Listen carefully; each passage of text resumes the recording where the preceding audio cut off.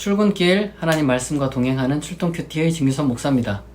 오늘 우리가 함께 묵상할 말씀은 마태복음 15장 21절에서 39절인데요. 그런데 너무 기니까 오늘은 21절에서 28절까지만 제가 읽고 그 부분에 대해서 같이 나누도록 하겠습니다. 제가 21절부터 28절을 읽겠습니다. 예수께서 거기서 나가사 두로와 시돈 지방으로 들어가시니 가나안 여자 하나가 그 지경에서 나와서 소리질러 이르되 주 다윗의 자손이여 나를 불쌍히 여기소서 내 딸이 흉악하게 귀신 들렸나이다 하되 예수는 한 말씀도 대답하지 아니하시니 제자들이 와서 청하여 말하되 그 여자가 우리 뒤에서 소리를 지르오니 그를 보내소서. 예수께서 대답하여 이르시되 나는 이스라엘의 집의 잃어버린 양 외에는 다른 데로 보내심을 받지 아니하였노라 하시니 여자가 와서 예수께 절하며 이르되 주여 저를 도우소서. 대답하여 이르시되 자녀의 떡을 취하여 개들에게 던짐이 마땅하지 아니하니라. 여자가 이르되 주여 올소이다마는 개들도 제 주인의 상에서 떨어지는 부스러기를 먹나이다 하니 이에 예수께서 대답하여 이르시되 여자여 내 믿음이 크도다 내 소원대로 되리라 하시니 그때부터 그의 딸이 나으니라. 아멘. 오늘 본문은 많은 사람들이 이제 가장 불편해하는 그런 내용 중 하나입니다. 공간복음에 이제 다 나오는 내용이기도 하고,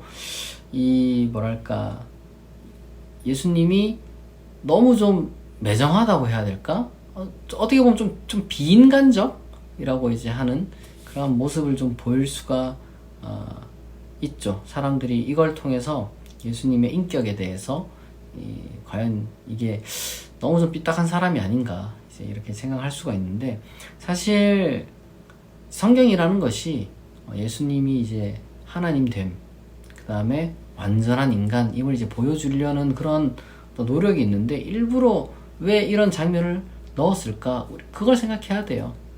그냥 단순히 이제 두로와 시돈 지방에서 가나안 여자 한 명이, 혹은 이제 여기 다른 성경에 보면은 이제 헬라인 혹은 이제 시리아 페니키아 여인 와가지고 이걸 이렇게 이제 예수께 간구했더니 예수님께서 들어주셨다, 이렇게만 사실 해도 되는데 왜 굳이 하필이면은 이런 식으로 이야기를 전개했을까 생각하면서 우리가 읽어야 예수님을 흉보이려고 이제 마태가 이제 마가가 이렇게 이제 복음서를 쓴 게 아니라면 이유가 다 있겠죠. 아마 우리가 이제 이것은 기본적으로 알아야 되는 것이 몇 가지 있는데요. 우선은 그 유대 지방과 바로 지금 여기 이제 언급되는 이 지방 사이에 그 당시에 있었던 어떤 그 분위기라고 해야 될까? 그런 것들을 좀 알아야 됩니다. 사실 요 이방 중에서도 요 두로와 시돈이라든지 이런 지방 같은 경우는 시리아 페니키아라든지 이런 지방 같은 경우는 조금은 유대인들을 좀 경멸하는 그런 지방이었어요. 오히려 사실은 유대인들이나 이런 사람들이 차별당하는 지역이었기 때문에 유대인들 입장에서는 굉장히 좀 미운 사람들이었습니다. 그러니까 저 사람들이 훨씬 더 그 로마 제국 치하에서 잘 먹고 잘 사는 사람으로서 유대인들을 약간 경멸하는 듯한 그러한 분위기에서 우리가 이걸 좀 봐야지 이게 어느 정도 이해가 되는 거죠. 중요한 것은 정확하게 그렇다고 이 가나안 여자가 문제가 있느냐 그런 걸 우리가 지금 보려는 게 아니라, 여기서 우리가 또 하나 기억해야 되는 것은 아마 예수님은 초기에는 이제 이방인들에 대한 어떤 그러한 그 사역을 거의 하진 않았을 겁니다. 요거는 아마 초기 기독교의 어떤 그 내용을 이제 여기 이제 담은 걸 거예요. 당장 여기 보면은 무슨 가나안 여자가 두로와 시돈에서 갑자기 주 다윗의 자손이여 이렇게 이제 부를 리가 없잖아요. 그냥 유명한 선생님 이렇게 불렀으면 불렀지 주 다윗의 자손이요 이렇게 부를 리가 없죠. 그 문화도 모르고 그 의미도 모를 텐데, 물론 어디서 듣고 와서 이제 그렇게 했을 수도 있지만 요거는 누가 봐도 좀 초기 기독교 공동체의 어떤 그 사건이나 어떤 그 관심사가 여기 지금 본문에 반영되어 있다라고 보는 것이 조금 더 적절할 겁니다. 초기 기독교는 이방 선교를 언제 했냐면 예수님이 이제 십자가 처형을 당하고 나서 그 그리고 시간이 좀 지나서 이제 이 교회가 형성된 다음에 이제 그 다음에 이방인에게로 나왔어요. 그 전에는 여기 지금 예수님 말씀대로 이스라엘의 집에 잃어버린 양 외에는 다른 데로 보내심을 받지 아니했습니다. 이거는 실제 사건을 이야기를 하는 거예요. 예수님은 실제로 유대인들 사이에서만 사역을 했습니다. 그런데 이방인들도 지금 이 예수님의 능력과 예수님의 은혜를 받을 수 있게 되는 그러한 일이 어떻게 이루어지는 것이냐? 선교를 통해서 이루어지는 거거든요. 그 이야기가 여기에 반영되어 있는 거죠. 초기 기독교인들이 이방인들에게 나아갈 때 그냥 여러 가지 많은 이유가 있었습니다. 기본적으로는 약간 좀 싫었을 거예요.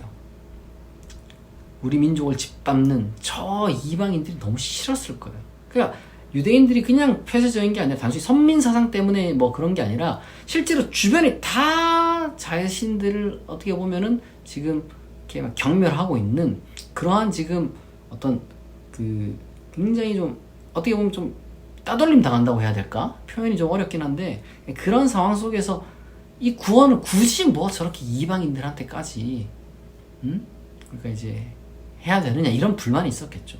근데 여러분 놀라운 건 뭐냐면은 이방인들 중에서도 괴로운 사람들이 있다는 거죠. 저 집단 전체만 생각하면 내가 이가 갈리는데 그 중에서도 우리랑 똑같이 괴로워하는 사람들이 있다는 겁니다. 그렇기 때문에 우리가 확장해야 된다는 거예요. 미울 수 있습니다. 사실 이거는 저는 너무 놀라운 본문이라고 생각하는데 사람이 항상 아름다운 마음으로 선교를 하고 아름다운 마음으로 남을 도와주는 게 아니에요. 저 자식들 그냥 저대로 그냥 망했으면 좋겠다 라는 생각이 들지만 그럼에도 불구하고 우리가 그 사람들이 죽어갈 때 그냥 그래 잘 죽어라 라고 하면은 안 되는 거예요. 아무리 그 뭐랄까 그 의료윤리라는 게 있잖아요. 쉽게 말해서 비유하자면은 정말 미운 사람이지만 나한테 원수 같은 사람이지만 내가 의사이고 그 사람이 생명이 위급한 사람들 내가 그렇게 만났어. 그러면 성실하게 고쳐야 되는 게 의료윤리잖아요. 의사윤리잖아요. 그리스도인의 윤리는 무엇이냐? 내가 진짜 미워 저 집단이.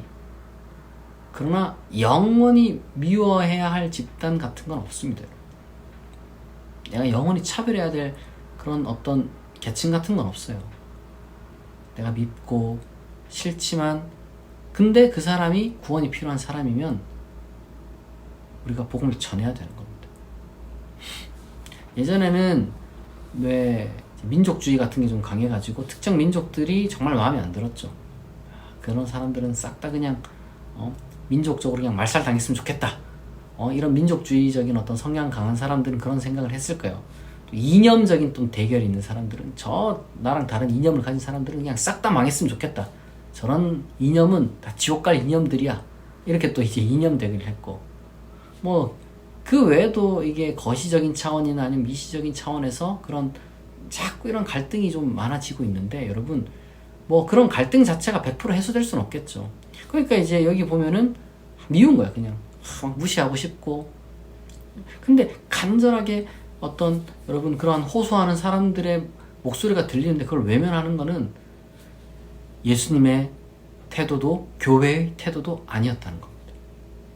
그게 대단한 거예요. 정말 도와주기 싫지만 내 감정이 비록 다 이렇게 움직이는 것은 아니지만 인간이라는 것이 기쁨에 의해서 이게 동기가 자극되고 이제 행동하는 게 제일 좋지만 때때로는 의무도 있다는 거예요. 사랑의, 봉사의, 선교의 의무라는 것도 그리스도인에게 지워져 있습니다. 네, 상대하기 싫어요. 그래도 그 사람을 상대해야 될 필요가 있고 도와주기 싫지만 도와줘야 할 때가 있고 사랑하기 싫지만 사랑해야 될 때가 있습니다. 물론 여기서 말하는 여러분 사랑이라는 것이 무언가 어떤 A라는 사람에 대해서 정말 연민을 갖고 완전 너무너무 사랑하는 것 이것처럼 사랑하라는 게 아니에요. 그 정도까지는 아니고 다만 도움을 외면하지 말라는 거죠. 도움을 외면하지 말라.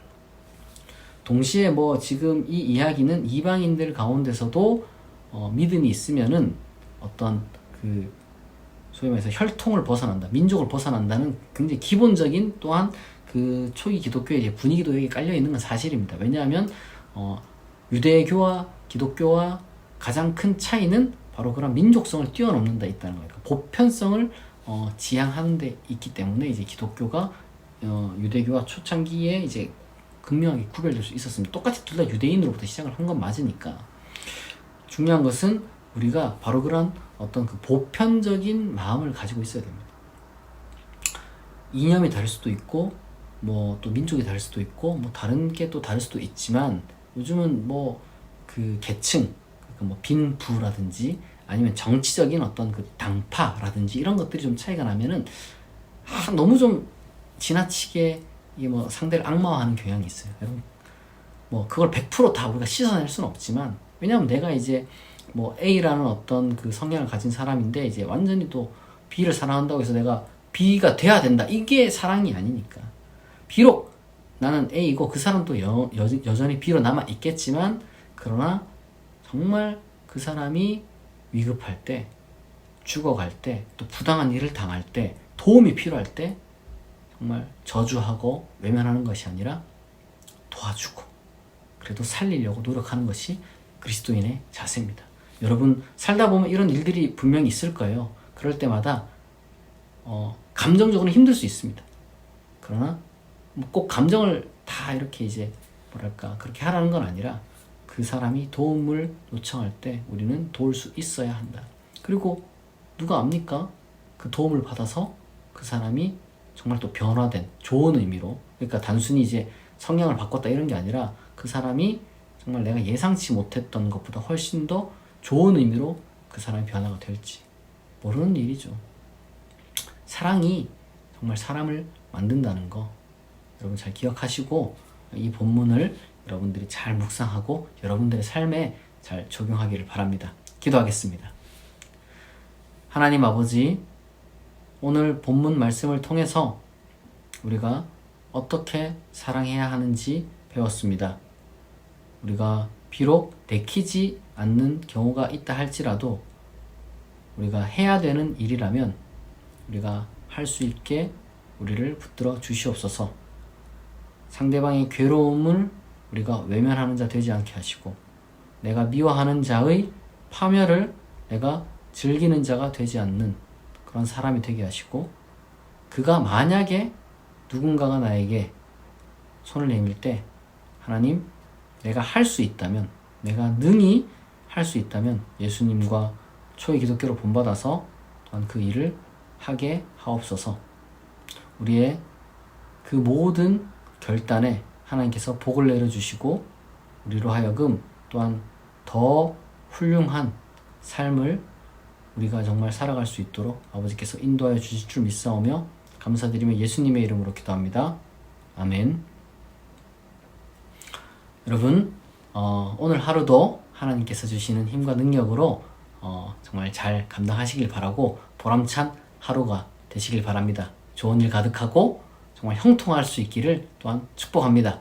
오늘 출동 큐티는 여기서 마치겠습니다. 내일 아침 6시에 다시 만나겠습니다.